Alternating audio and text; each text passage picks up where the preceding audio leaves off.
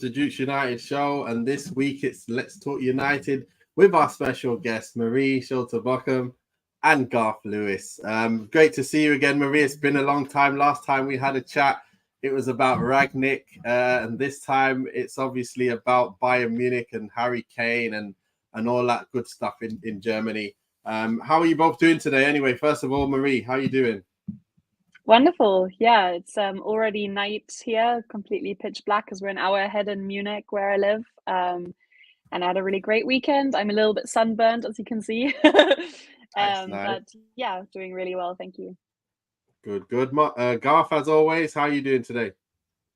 Still getting over yesterday. Plus, Wales only just got over the line against Portugal in the rugby. So I had an awful weekend of sport. An awful weekend for myself. Yeah, it wasn't too good for me too as coaching, obviously assistant coach for my son's side, and they lost as well. So yeah, losses all round, not great. The only person the most happiest here is Marie. So Marie, we'll start with you today because it's a big week ahead. Man United, we've got Bayern Munich in our first game in the Champions League after being out from last year, and we're not looking good going into it. But I hope Marie's got some positive news, hopefully as positive as you were last time we were talking about Rangnick as well, Marie. So I'll let you give us the inside on what Bayern Munich are all about. Yeah, I think Bayern Munich in the past 10 years or so have always been a top 4 side in the Champions League. For them it's a bad season if they don't make the semi-final in the Champions League. The standards are that high, and they're definitely, I think, the strongest club in this group, and they're really, really strong at home. Last year, before they were eliminated by Man City, they only conceded 2 goals in the group stage, and that was like an away game in December in Eastern Europe somewhere, but they pretty much thrashed everyone in their group, including beating Barcelona twice.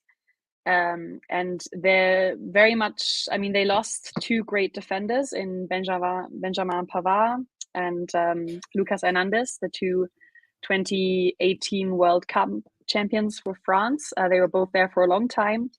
They both left on their own wishes after a long time with the club. But of course, they did sign Harry Kane.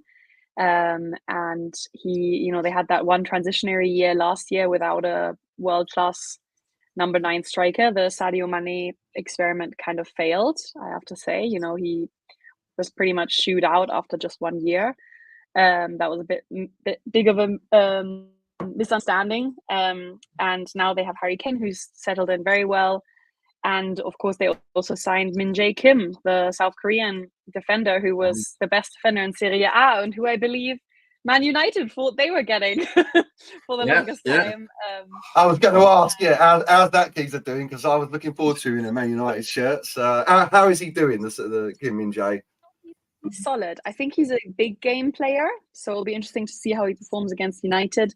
But he's already in the top 10 fastest players in the Bundesliga after just 4 match days. And to give you some perspective, there are only 3 defenders in the top 10, and he's one of them. So that's a good sign. He's very good at heading, but so far he's been solid at the back. He hasn't done anything exceptional, but that's what you want from a central defender most of the time. It's a good game when you don't notice they're there, But since his arrival, is still a young Dutchman who was voted player of the season at Bayern last year. He's been riding the bench. So he already put Matthijs de Ligt, who we all know from his amazing run in the Champions League in 2019 with Ajax, and who then had a few years at Juventus. He arrived summer 2022 and had an amazing debut season, and now he's not playing because Kim is playing. So that says everything you need to know about Kim. And apart from that, they signed Konrad Laimer from Leipzig, who's a defensive and central midfielder, very strong at tackling, very strong at runs, kind of does a lot of the dirty work. But because Bayern currently have the smallest squad in the Bundesliga, which is kind of incredible given how many competitions they're in. But they have so much quality, and I would say like their top 15, 16 players. And after that, it gets a bit thin. So I think on Wednesday, they'll put on a really good display against United because it's early on the season. No one's really injured.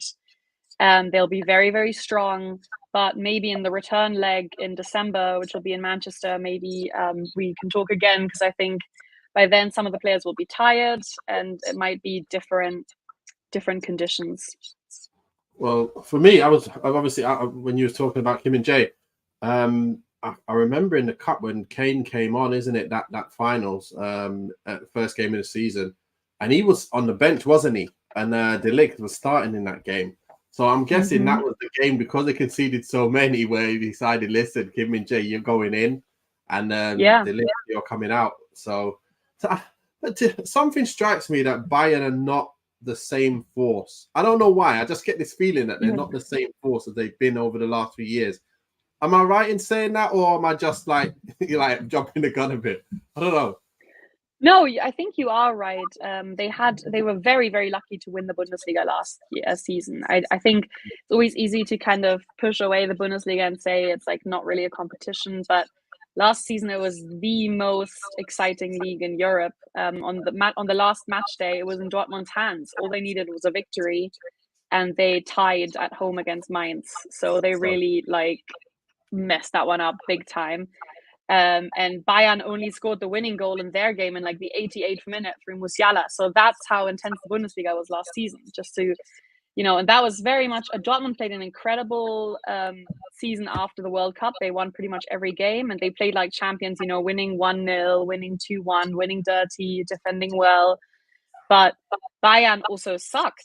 And that's why Julian Nagelsmann was fired, He's Germany's most promising coach, very young guy. He's now being talked about as maybe taking the national team coach position. He's only 36 years old, but he was sacked mid-season, although that was very expensive for Bayern, and he's still on Bayern's salary roll. And so Bayern, there are some cracks, but, this is a team that at its core has been together for ever since they won the Champions League 3 years ago with pretty much the same players. So I do believe they are on paper a lot stronger than United. Let's put it that way. Yeah, of course. Yes, everyone is.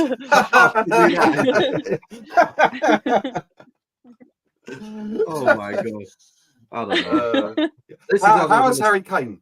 Sorry, how's Harry Kane been accepted at Bayern Munich? Does it feel like, because it seems from outside looking, I don't really follow the German football that much, that he's just taken to it like a fish to water, like he's been playing there for 3-4 years, scoring goals like he was at Spurs. It feels like he's really settled in immediately there, which is surprising to me a little bit. Yeah, he's doing his job. He's scoring goals. He's not getting as many touches. I think he's not as dominant in the play as he was perhaps at Tottenham, but it's because he doesn't need to. At Tottenham, he was very much the best player creatively, maybe alongside with Son. And at Bayern, he's playing alongside Musiala, Kimmich, Goretzka, Leroy Sané, Gnabry, all these really players who around him who are just creatively incredible. So I think he slots in really well, and he scored Friday night against Leverkusen. I was there. He scored a classical header, but he has these half times where he has maybe 8 touches, and that's fine because one of those touches will be a goal. But it's not how I remember him from Tottenham, where sometimes he really was that number 10 and falling deep into midfield. He doesn't do that as often, but it's because he doesn't have to, because Bayern are just that strong, So, and I think socially he's settled in really well. The other players love him. He's very highly respected. I think he's just, in England, people know this. He's just a good lad, like a family-oriented guy. He's, the media really like him because he always stops and talks. He's just very respectful, and he's kind of stricken up a personal friendship with Thomas Müller.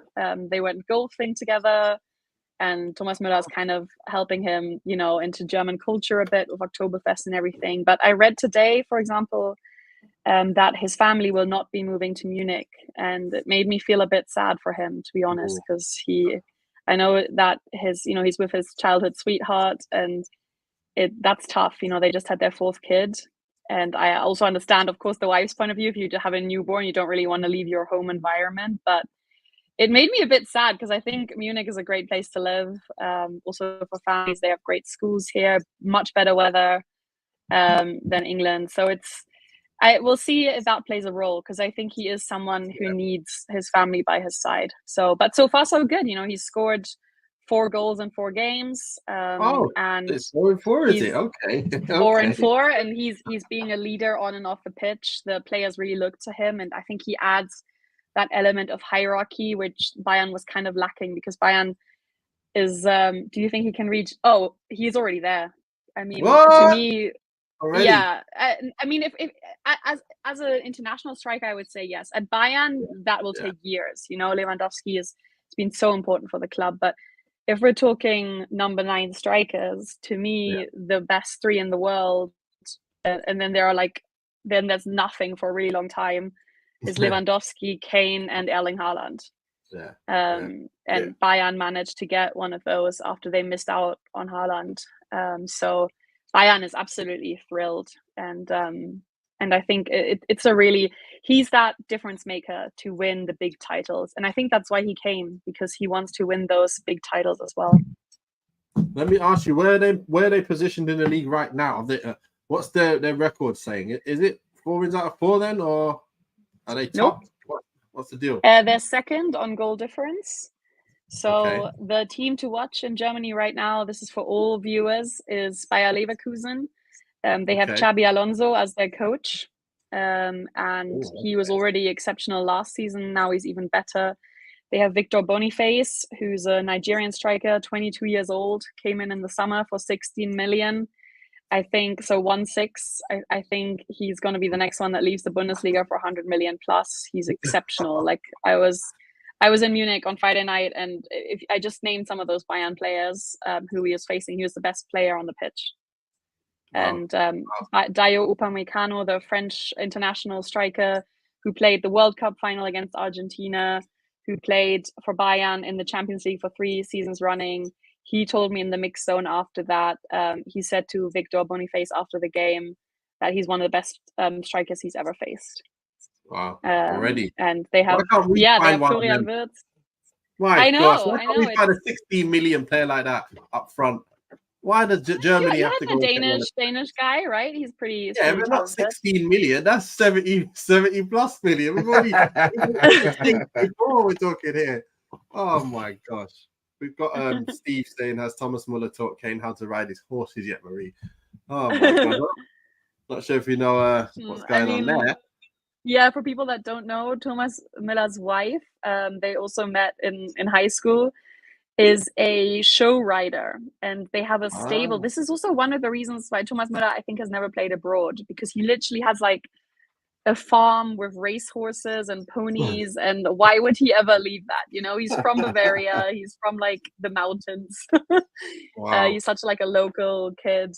And he breeds horses now and sells them for a lot of money. So he loves horse riding. I don't think they've gone horse riding yet, but I think they could. I see that happening. They've definitely played golf together, so that's one thing. Yeah. Well, there's another interesting fact about Ten Hag actually, and that's the fact that he has been part of the Bayern setup, the Bayern 2 setup, is it? And the so obviously been involved with them with something. So is there any kind of interesting kind of information that we can pick up on and take from him being there, or whatever it is? Is there anything you can tell us about that? Yeah, I think he had a really formative time at Bayern. I believe he was there from 2012 until 2016 before he went to Ajax, and he was the coach of Bayern 2. And he also did kind of an internship with Pep Guardiola, who often was coaching on the field next to him, was coaching the pros. And so he's spoken at length before about how much he picked up from Guardiola. And, I don't really know how he plays at United, but at Ajax, Ten Hag loved possession football. He loved counterattacks. He kind of had a mix between the two. He loved giving young academy players an opportunity. And I think he's signed half of Ajax since he's been at United. So that kind of figures. He's trying to sign half of Ajax. It's got a few of them, but he is. I can tell that's what he's trying to do. Yeah, he is trying to do that. Yeah. He just needs to get more of his type of players in. I think I still feel like he needs more He's got, sometimes there's certain players who'll come over and they'll do the job. And there's certain players you think will just come over and continue what they were doing in the other country, but they can't quite make the grade. I think that's what he's found with certain players is, oh, I thought you could do it for me here as well, but oh, no, actually, we need to get someone else in here. So for me, I can't wait till we just get bought out. Hopefully, it's not the end. I just hope to see one day wake up and see Sky Sports News United have been bought for some billions, whatever, and then our life's going to be easier, because at the moment, it's doom and gloom for United at the moment. We are very, very sad at the moment. It's gone from being so happy and so optimistic to so pessimistic in just a few games. It's weird how it's happened, but it's just football, isn't it? It's football, how a manager can feel like he's not really ever gonna, his job's safe. He's not even thinking about his job being safe or not safe. All of a sudden, 4 games later, it's some people saying get him out. It's weird, but it's weird. But just this last one, Ten Hag needs a bit more of a budget and time. Top coach for me. That's what I think. That's what I think, Garth. That's what I think, Marie. Definitely more time. Yeah. Can I just quickly ask on Bayern 2? Is Bayern 2 like a reserve team, or is it more like Castilla with Real Madrid? Like they're basically their own team that bring up players, and Bayern Munich have a look at them and decide whether they're coming through or not. It's not just a reserve team, is it? Bayern 2.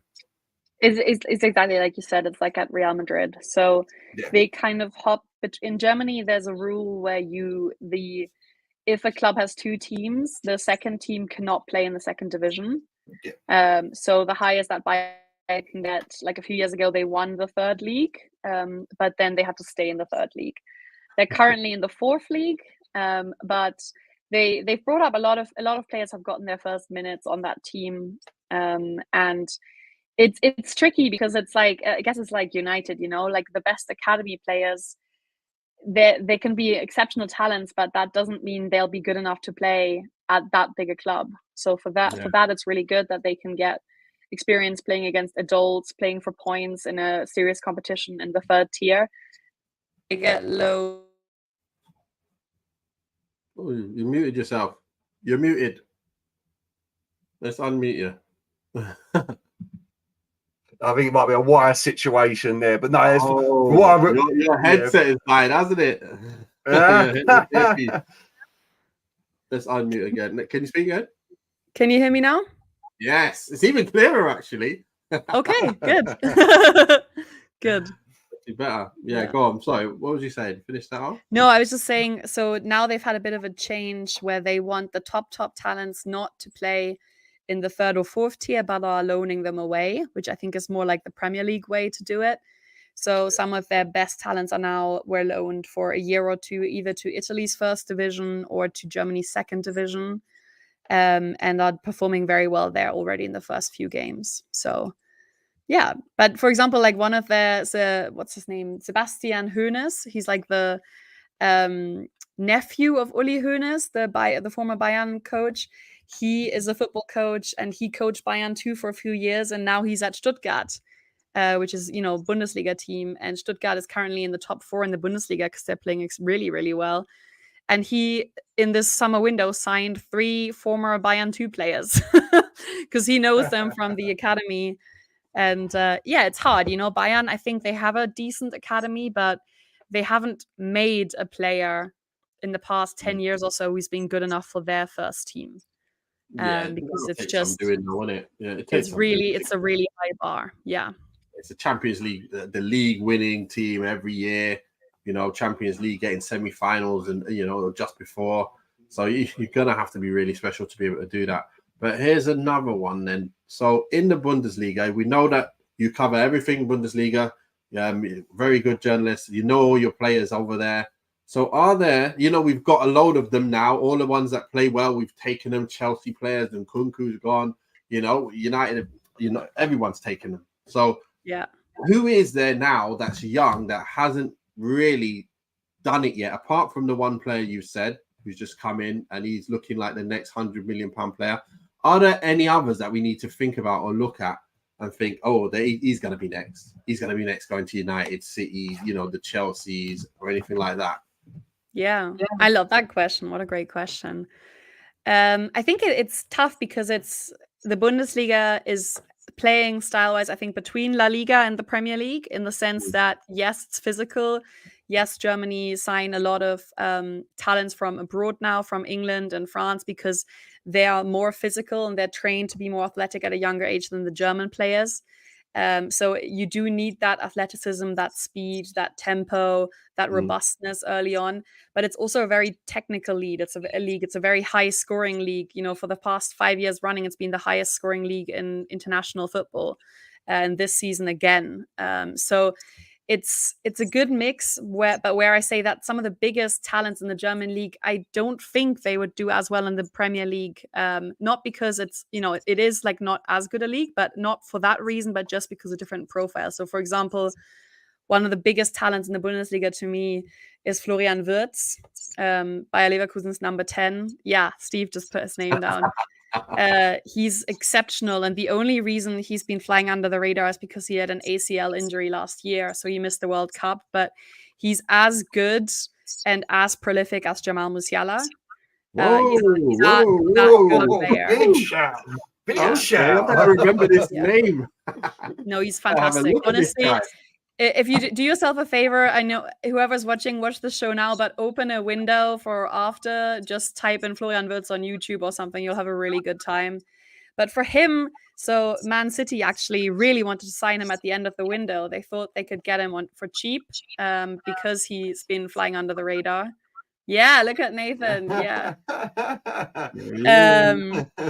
But he's just someone I do not see in the Premier League at all. I see him as at Barcelona playing under Xavi Hernandez. I see him at Real Madrid.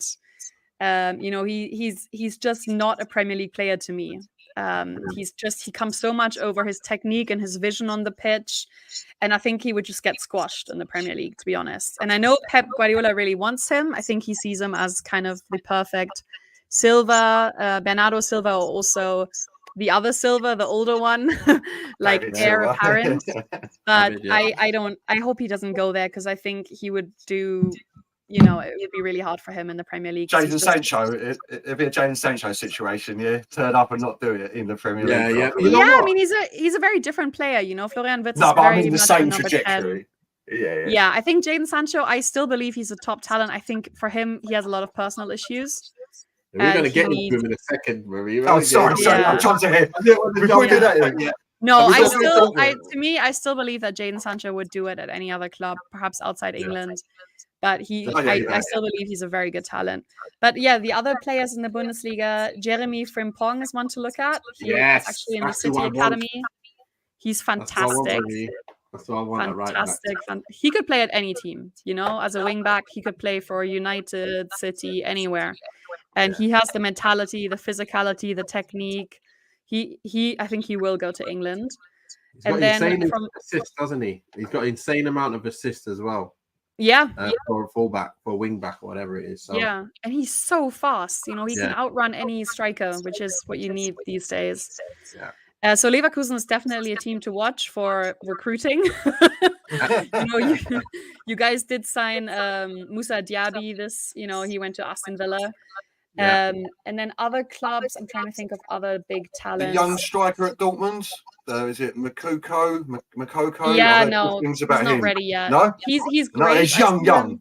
Adeyemi though, Adeyemi, he doesn't have the mentality. He's good, but Bayern got rid of him in their academy because he wasn't training hard enough. Right. And then he went through Salzburg to Dortmund, and he still has issues with that. So a bit of a Jadon Sancho case where the talent is there, but something is lacking. And I think, you know, like the Premier League is a shark tank. You have to be a shark to survive, and I don't see him doing that. I think Dortmund is cozy, you know, you have the fans, you have the club, you can play Champions League, you can compete for titles, but it's not United or Real Madrid, you know. I think he's not that type of player. But other young players, Serhou Guirassy, I believe, I don't know how old he is now, but he scored 8 goals in the Bundesliga. He's a French striker. He did really well last season already at Stuttgart. And it's kind of amazing that they managed to extend his contract. He's very, very good. And then defenders, it's not as exciting to follow defenders, but they have some good centre backs. Jonathan Tah at Leverkusen. We need some, so I just need to make sure I've got this episode recorded. I can go back and find the names and watch all the YouTube things before I start saying. Well, how's Mickey van der Veen doing at Tottenham? I don't watch Tottenham, never will. Okay. I don't know what he's doing, but I Yeah. don't know. Garth, have you been watching Tottenham to see what they've been doing? But I haven't. But Mickey van der Ven was one of the ones. If you remember at the start of the season when we were talking about transfers that maybe Man United because of our budget, I was saying him at the time, centre back, left back. Like obviously we've got Lisandro Martinez, so we didn't really need him. But as I understand it, he's done all right at Spurs thus far. I put it this way. I've heard no complaints from him, but I like the look of him because what is he, 22, 23? Yeah. Around there. Done very well. Where was it? Wolfsburg he come from? Yeah. Yeah. So done very well there. And very interesting. It seems like you're doing all right. I think they're easing him into the team as well, though, from what I understand. I could be wrong. I mean, it's a Spurs fan to come and tell us exactly. But Spurs themselves, they're doing very well at the moment. Where is it? 4 or 5 wins from 5. So he looks good. He come on against Man United, didn't he? He didn't start against Man United, and he looked good when he came on. So, I can't give a glowing endorsement, but from everything I've seen of him before, I think he'll suit the Premier League quite nicely, personally. Nice. Okay, here's an interesting one from Fitz, actually. He says, how do you feel about the likes of TalkSport saying that Bayern is almost a step down from Spurs? Media over here say some crazy thing. What madness is that? I think Bayern has shown many times that they can beat Spurs and Arsenal like 8-0, 6-0. I think with Arsenal, maybe now it would just be 2 or 3-0, but with Spurs, I still think they would demolish them. So I think it's hard because the leagues have a different standard, but even there, I think it would really help some pundits to watch the Bundesliga, and also some recruiters because the level of football is very high, and it's like they're doing themselves a disfavor if they don't watch. For example, on Friday we had Bayern against Leverkusen. That could easily have been like, in terms of the quality of football, that could have been like a Champions League quarterfinal. It was that good. That's all I can say about that. English media outlets saying that like the German league's a farmers league when Man City have won 5 out of the last 6 leagues in England is ridiculous. If like we're not a farmers league either, but you can't say there's no competition in Germany when there's literally no competition in England whatsoever. It's just Man City steamrolling to title after title. That's I think the way people look at these things is when you look at the amount of very, very good teams that can destroy you. Like if you look at Brighton, I would back them to do really well if they was in the Champions League right now. Like you're going from you got City, you got Arsenal, you got the Chelseas, you got United, maybe not United anymore. Yeah, take them out of there, mate. Take them out. You've got Brighton, you've got Newcastle probably going to do well. Like you've got a number of teams in Germany. You've got Bayern. Okay, then it's Leverkusen now, and then maybe Dortmund. Would you say that Leipzig are still in there? Being with a shout, looking strong still, and anyone else that you think they'll be able to do a job. Union Berlin, they just got Bonucci, and they got Robin Gosens, and they did they've done a wonderful job. They're a bit like Brighton in the sense that they kind of became big just because they managed the club so well, the people in charge, the coach, the recruiting. I think, although this is a big money sport, you're always going to have those little clubs that with very little do a lot more than some big clubs that just throw money at problems and sign the wrong players, sign the wrong coaches. And that's what Union Berlin has done. And now they're playing Champions League. They're playing away at Bernabeu against Real Madrid this week, which, 4 years ago, they were a second division team. That's an incredible story, like just think of like Huddersfield played in the Champions League. You can kind of compare it to that. It's crazy. That's absolutely crazy. Absolutely crazy. But Paro Miguel says Xabi Alonso has transformed Bayern Leverkusen. And Marie, I thought we were friends. 3-0. You know what it's all about. Can I just quickly ask, completely off Bundesliga and Man United? How badly was the 4-1 against Japan received out in Germany? Because over here, obviously, Oh, we were terrible. laughing about it, but I Yeah. didn't know whether it was a complete national disaster for Germany. Yes. Too. Was it home as well, wasn't it? For losing It to was Japan? home. It was a disaster. And I mean, the national team's been a disaster for the past few years, and it's always shocking because the players are so good, Yeah. like in Japan, 9 players in the starting lineup, 9 out of 11 had won the Champions League. What? And only That's like half of ridiculous. them were Bayern Munich players. The others were like, Gundogan, Havertz, Ter Stegen, or whatever. These are all players who had won the Champions League and were like main characters winning the Champions League. Yeah. Not like youth players on the bench or something, So it was a full strength team as well. Wow. Yeah, it was a full strength team, but it's just, it goes to show like these like little intangibles, because of course with a national team you don't have them day by day. You can't train them every day. So it's what's the word that you use? They don't have that cohesion and that balance to their side, to be able to actually kill it. You got good players, and that's what I was saying before about United. United don't have the right players with the right intangibles. That's probably the right word. It's like I was talking about this before, about the certain technical things that you need that in each position. And I think we don't have masters in each position. They don't have to be like the highest, valued player. They just have to be able to do certain things very well. And we're missing a lot of that in many areas. So on paper, we look good, but in real life, we're not an efficient side at all. And that's where other teams are getting it right. Even Brighton are looking like masters, and we're looking like people who just, we've got to learn from them now. It's weird. But Marie, I don't know if you've got 5 minutes to talk about Sancho. Yeah. We've got Sancho here. We're all talking about, is it time up for Sancho now? I don't think it is. I'm going to give you my point of view, and then we can all go through this as well. I think this is, if there ever was a time that Sancho's going to do well, it would have been right now, because you've got a very direct Rashford alongside a very direct Højlund. And then if he was now on the right of that, you've now got like so many players who can stretch the game. And that's where he thrives. He's so direct. He plays vertical football. I see he wants the other players behind him to look forward and find him on his runs. And that's what he's not been getting while he's been at United. And he's basically required to do a lot more on the ball and beat players, rather than, I've always said this, in the Bundesliga, he was skipping players who were diving, trying to win the ball off him. And then he found himself one-on-one with the keeper from just after the halfway line a number of times.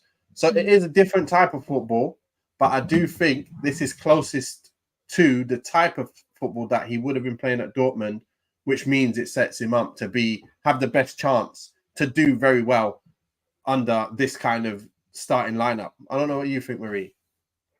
Yeah, that's really interesting. It's really interesting to me to hear like how United are playing these days. And I agree that would suit him. I think in that position, as a modern winger, so much of it is reliant on confidence and almost like hubris and arrogance to be exceptional. And he has been exceptional in the past. And he's lost that confidence. That was partly taken from him, I think. Like what made him good, he's like now forbidden to do. And he's just, you always have these creative geniuses who are not going to do defensive work. No one's ever told Messi run back and defend, and I think he needs to be at a team where he is like the star, and where he's treated like a puppy, and he just needs that puppy love from a coach. And I agree that tactically, perhaps this team would be really good for him, but it just seems like from the outside looking in, there's no coming back for him under Ten Hag. And I think from United's perspective, that's fair, because Ten Hag has done a good job, and it's one club versus one player. And now I heard that Barcelona is interested in him already for the winter window. Dortmund is very much interested in him. And it just breaks my heart a little, because he's really, really good. And it's just such a shame to see wasted talent. Now he's like training alone somewhere. Like, what on earth is going on?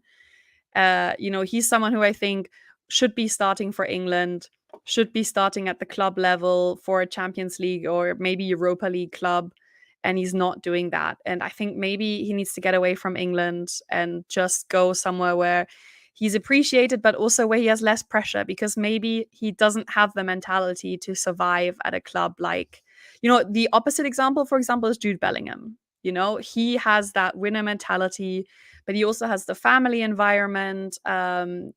People keep him grounded. People go everywhere with him. He just turned 20. Can you believe that? And he's currently Real Madrid's best player and England's best player. He just turned 20 years old. And that's player we wanted. Yeah. I mean, everyone wanted him, right? Like he turned us down, though. He actually, that fair play to the kid. At 17, turned us down to go to Germany because he wasn't guaranteed minutes. Yeah, but that's mentality. That's exactly what I'm saying. Fair play to him. Yeah, United offered him, I think, 10 times as much weekly wage as Dortmund. And also for an Englishman to go to Germany, you have to be pretty brave. You have to learn the language. It's another country. You're not going to like Munich. You're going to Dortmund, to like an industrial area. That's mentality. And it's paid off, but not every player has that. So on mentality, Marie, just quickly, sorry. Oh, go on. This was about just you mention that, Garth, and then you can say what you're saying. Go on. I was going to say the mentality aspect of it. Sancho, since everything's happened recently, a lot of bits have come out about his disciplinary record at Dortmund. Is this going to be he cannot deal with the manager's hard line discipline? Not so much everything, even the pressure. It feels like he is butting up against the he's not giving the respect that Ten Hag wants or needs from him, and this is what I mean. He's not that player, He's like a Mesut Ozil. He needs a coach that hugs him. He needs like a substitute dad, and that's fine. And that doesn't suit. And that's hard in a squad, Nathan, you played football. It's really hard when you're a coach and you have your divas who you have to treat differently, because all the other coaches are going to be like, what the hell is happening? Like, why are you treating him like a prince? But he needs that kind of treatment. And maybe he needs to go back to a club where he receives that. Maybe he does need to go back to Dortmund. Dortmund has already signed a lot of returnee players. A couple from Man United, probably, considering none of them have ever worked out for us. This is This is the thing. There are certain players that need dealing with a little bit differently. Not like, you have to be in it that morning at 9, and if he comes in at 10, you can treat him differently. Right. That's not what I'm talking about. I'm talking about every player reacts differently, and every player, you have to sometimes, like you said there, you don't always have to be a defensive player if you're not that kind of player. If you're giving the other side, then you have to sometimes go, right, I'll take that because he's given me this. At the moment, what's happened is he's come in and we can't take that, what he's doing. You know what I mean? We can't take the non-defensive stuff because he's given us nothing in attack. Right.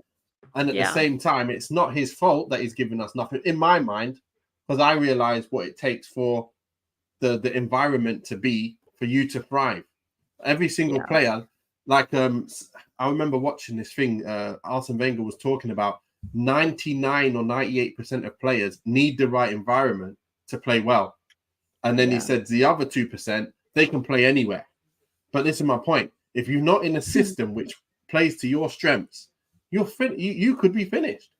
So it's really important to be able to pick the right players for your team to exactly what you want. You don't go, oh, who's the top scorer? Let me go just go on the stats number and go, oh, he got 30 goals. Right, I'm buying him. You're going in my team. Yeah. No, but what kind of football do you play? What do you do? What does he need? That's what I'm saying. And for me, Sancho would have been lovely at a team like a City or a team like an Arsenal or even a team like Brighton, the way they're playing right now, because they play tippy-tappy, quick stuff in areas where others could feel comfortable on the ball. And that's what he did at Dortmund. Simple as that. It was nice football. It was very quick, high-paced, and it was very technically gifted players, and they just enjoyed keeping the ball. So I think he's asked to do a lot at United. I think United, to be fair, they need players more like your Saint-Maximin players who just give him the ball, let him take men on. And he's not even got too much more end product. But my point is, he's got the take you on side of things. Give me the ball, I'll take on 3 men. or a Adama Traore, like not that great, but very scary in terms of pace. They will get the ball and see you later. Sancho is not like that.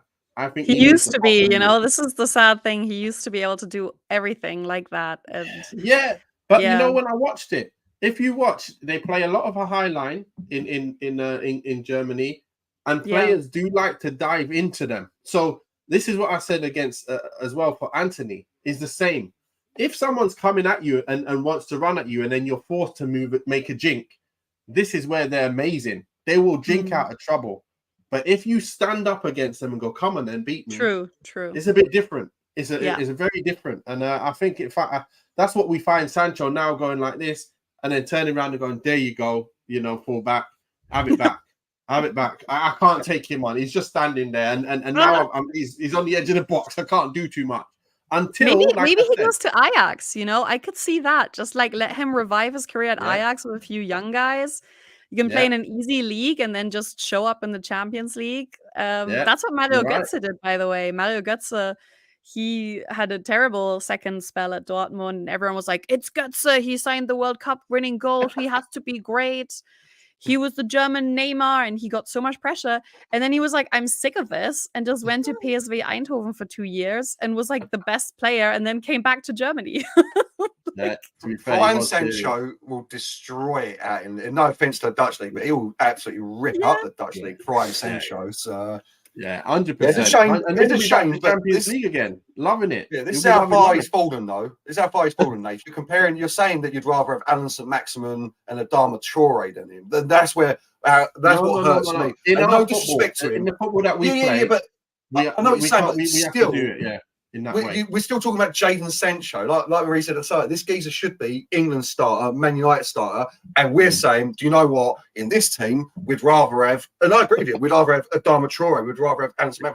That's how far he's fallen, and it hurts because I think he needs to leave. I hate to say it. I think he has to go and rejuvenate his career somewhere. Look at Steve. He said, I agree. This is the perfect time for Sancho to shine. That's why I'm a little bit confused. That's why Ten Hag came out with the comments. No, it's because of what he's done, innit? He can't do nothing about the time that happened. That's his fault. Yeah. He's done it at the worst time possible to cause trouble, which Ten Hag is not going to have. He shouldn't have done whatever he's done. I don't even know what it is, but it is poor. It's very, very poor from his side, knowing that Anthony's about to get dropped and all the right side's just opened up for me. There you go, Sanch. Go and do what you want. There's 10 games. There's 20 games. Go do what you want. Now he's nowhere to be seen. But I gotta ask you guys, where is player well-being stuff? Because it just seems like when you're reading the athletic reports and everything, it just seems that Sancho is also just sad. It seems like we all know his family's in South London. I think he's single. He doesn't have a family of his own. It just seems that he's lonely as well, and that's like. Yeah, but look, Nathan, you're laughing. But the best players, they have a lovely wife and children and someone that keeps them grounded. And he doesn't have any of that. So, I don't know. I'm not sure, but I did live in London as well. So I did drive back every weekend.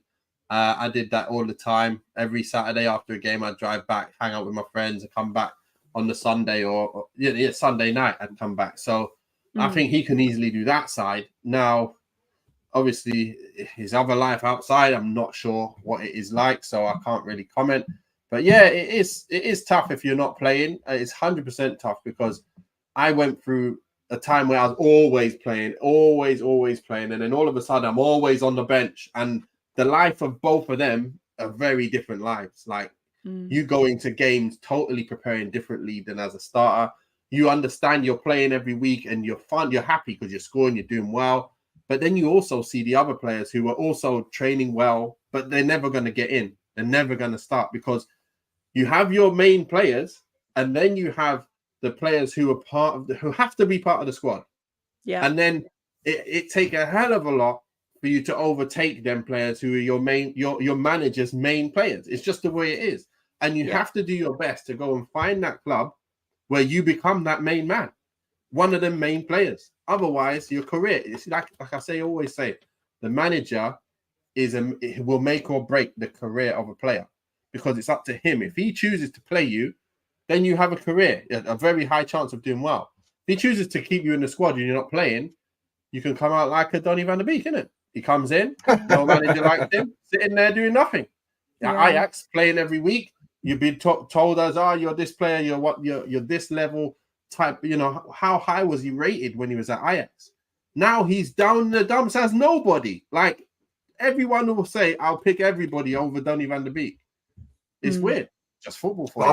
I think that's the biggest point we're saying. I agree with Marie as well. There's the loneliness factor. Look, football players are still human at the end of the day. There's the sadness, but I also think it's a lot to do with his confidence now. He's not getting exactly what playing. He ain't getting played, so he's getting more piled on. People are now saying he's rubbish, more piled on. It's everything from everywhere. I don't think it's just that he's lonely. Like, because I hate to be one of them people, but on the money you're on and where you are playing for the biggest club in the world, like, you can be lonely, but you need to help yourself a little bit with that bit. We gave him 3 months off to go and sort himself out. But I think he's a confidence player. And when you're down and you're not, like you're saying, Nath, he's not being given a chance.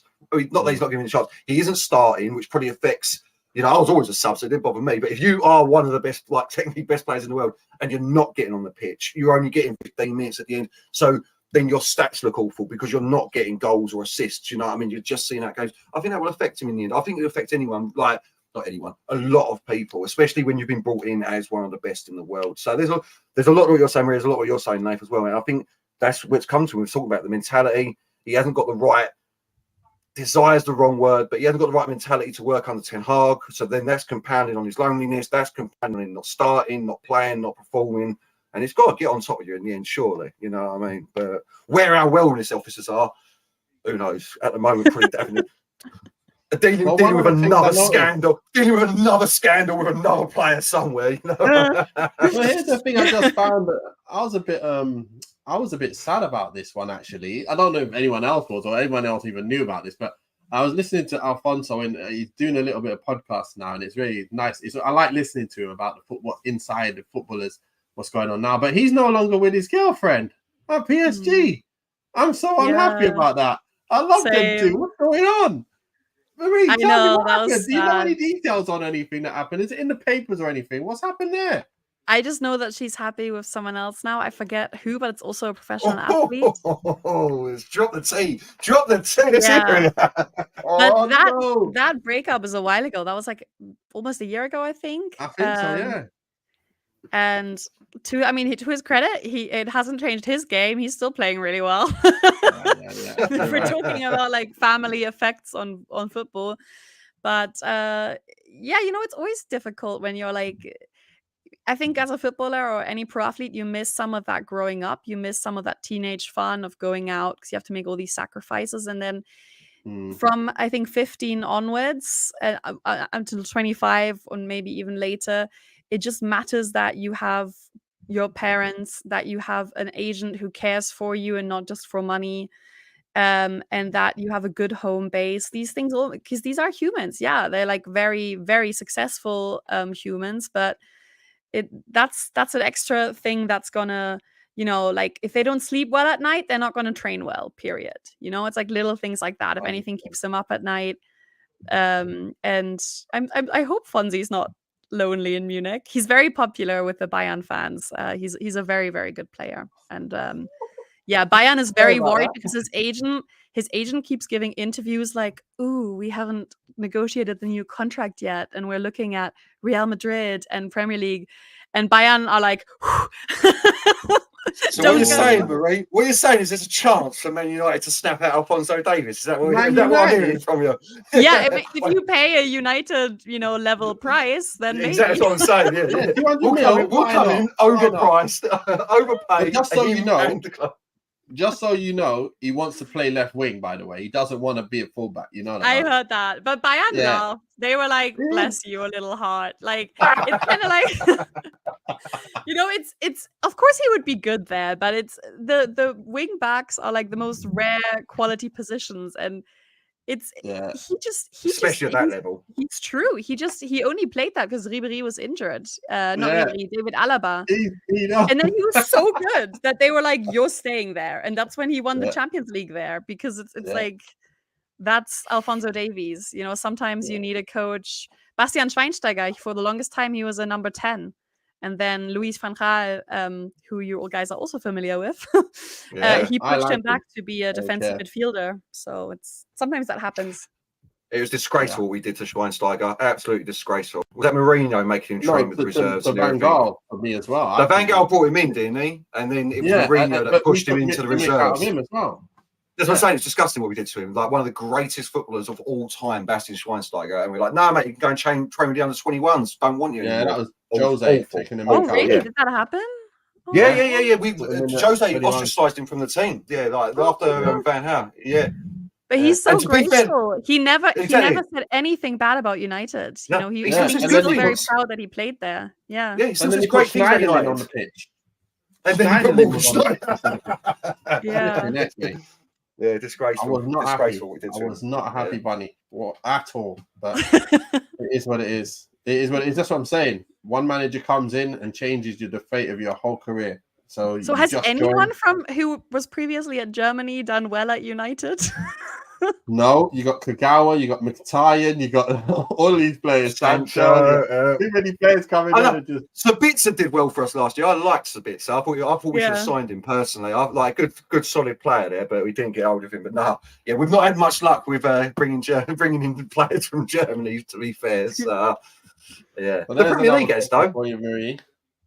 Did Granit Xhaka school Bayern the other night? Steve. He's been very solid for Leverkusen, to be honest. And I spoke to him after, and he said he still speaks on a daily basis to people on the coaching staff and the player staff at Arsenal. You know, he said it's 7 years of his life, and most of the time was really happy. And he gave a really classy interview, and he gave a really classy performance. He's just been that guy that holds everything together. You know, he doesn't shine as much as maybe Florian Wirtz or Palacios, you know, the Argentine player. He's been exceptional for them. But he's been a leader for them. So he hasn't yet done any, you know, sometimes he pulls out these major fouls and then he's booked for like 4 games. He hasn't done that yet. He loves a bit of that. It's Steve's favourite player. It's his favourite ever player, Granit Xhaka. Exactly. So. Yeah, he's done well. He's a good player. He is at what he does anyway. You got Ramsey, Salih saying salam alaikum, everyone. Well, Alex Salam, I think I'm the only one who's Wow, going to be saying that back to you. Well, salam. I can't pronounce it very well, but I do know the response to it. So.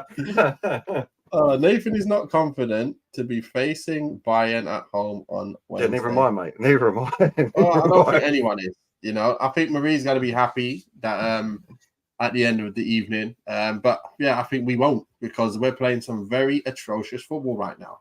And I can't see it changing until everybody's fit and we have everyone to choose from. And then we get back on the training field for a week and then we'll start playing good again. But until then, it's square pegs, round holes, mad new formations, all this stuff, trying to make something happen. I don't know where our shape's gone, Marie. I don't know what's gone on, but United look like we're cruising for a bruising. Is it I can't even remember. Is it away or is it at home? The first in time? Munich. I'm actually there. It's at Allianz Arena on Wednesday. Oh, nice. That'd be awesome. That'd be all, because nothing beats for me a big Champions League game with 2 big teams. Yeah, agreed. I think it'll be a cracker. And I think United will do well. I don't think they'll win, but I don't think it will be a thrashing. I think United is a proud club, and when it comes to the European stage, they always pull their shit together. So that's I my think so too. Have you seen us recently? Yeah, but I mean, every player, you know, it turns it up a notch when it's like, you know. So. To be fair, I've got a draw down personally, is what I've got down. I think Bayern will win, but I'll 2-2 thriller. Exactly what I was going to say. Your prediction before you leave us, Marie. Yes. What do you think? How do you see it playing out on Wednesday? I think it'll be 2-1 for Bayern. Any goal scorers? Kane will score 1. Kane, yeah. Oh no. I think Bruno Fernandes will score for United. You're even saying it like that. You see, I love this. FIFA. And then Leroy Sané will score the other because he's been in amazing form recently. He's a player, by the way. He's always been a player. I've loved him. Bayern's front four is players, because I know Mane hasn't done well, but then you can slot in. Who's the other? I keep forgetting his name now. Did you still Kingsley Coman? Musiala is amazing. Like their front four of Muller, Kane, Thomas Müller, Gnabry. It's saying 4-1. But it's jokes. Steve is saying 3-1. Are we doing this? Are we? Marie. Are these United fans?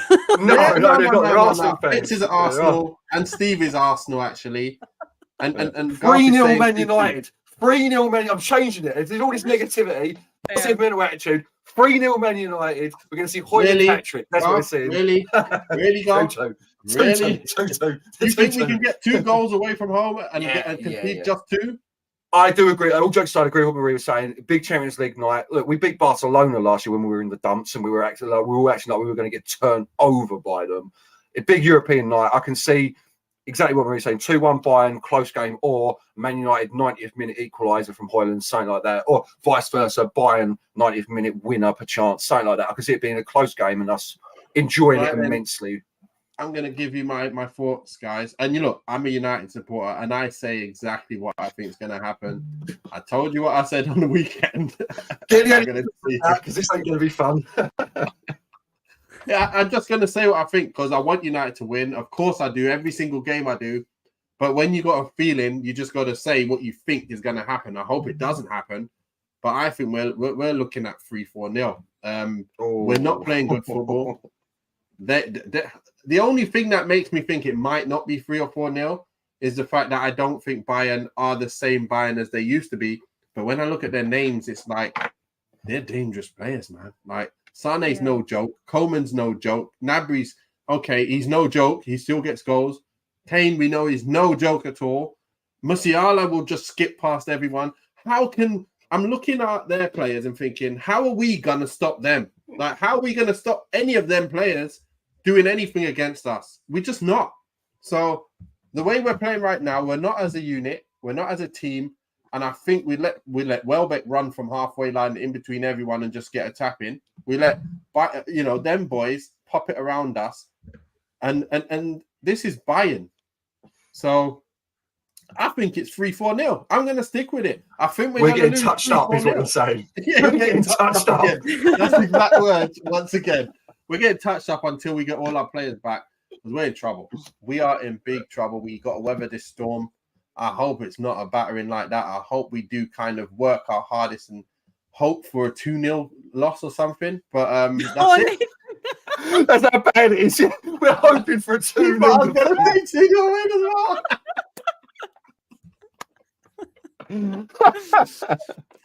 Damn. That's how bad it is for us at the moment, Marie. It's that bad. It's like we're hoping for a 2-0 defeat, you know.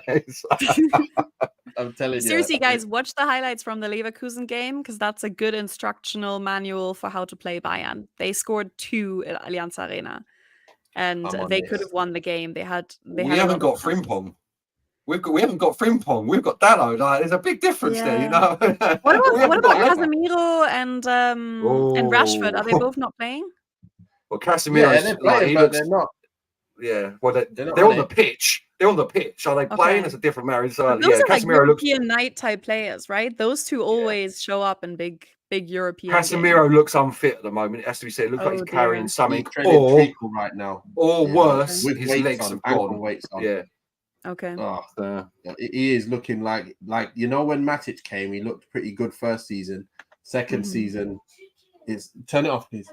Second season, he's finished. So it looks like he's finished at the moment. I hope it's not the case. But yeah, we're a lot of things are going wrong for us at the moment. It's not looking good. But I feel like this is like football therapy. It really is. You know what? We were going to talk about some other stuff, but we've reached our 60 minutes anyway, and then this is just a full special on Germany and on Champions League week coming up. So we don't want to talk about Man United anymore. Just listen to Marie. The Bayern versus Leverkusen is a manual. Hey, have you paid this guy to come on or what? Yeah. Definitely right, you know? Your burner account. Yeah, we can't see the hands. You know what I mean? There's a phone down there, mate. That's what. Look, Let's just hope Ten Hag watches that game. That's what we need to hope for. It don't matter if I watch it or not. I need him to watch it, get the manual. Exactly. That's what I was about to say. I wish I could send him the details so he can actually take it on board and figure out what to do afterwards. But look, it's been a good one. Thank you, Marie, for coming on. Obviously, Bundesliga journalist, covers all of the Bundesliga. She knows her stuff. And Garth, obviously, always with me every single time we're on. So it's lovely to see you both on the show again. And make sure that obviously so many of you are putting in your comments today. Thank you so much. It's been good talking with you guys and getting your opinions. Got a few more actually. It's got, if Pep took United job in 2016, how many league titles would we have won by now? That's if we had the backing of them people. You're right. You know what? We did spend a lot, to be fair. So I think Pep would have done a job. I want to see Flick taking over from Southgate. Wow, we're getting messages all over. Great chat, everyone. Thank you. Thanks, Marie. Danke, Sean. And great stream. Thank you, everybody. Make sure you hit that like and subscribe. And we'll see you guys in the next one. And hopefully we'll see Marie very soon, maybe even for a little recap on what happened on Wednesday at some point, if we can, Marie. Are you okay with that? Sure. Yeah, let's do it. Perfect. Okay, well, let's see if I can find the outro somewhere. We'll see you guys in the next one. Peace out.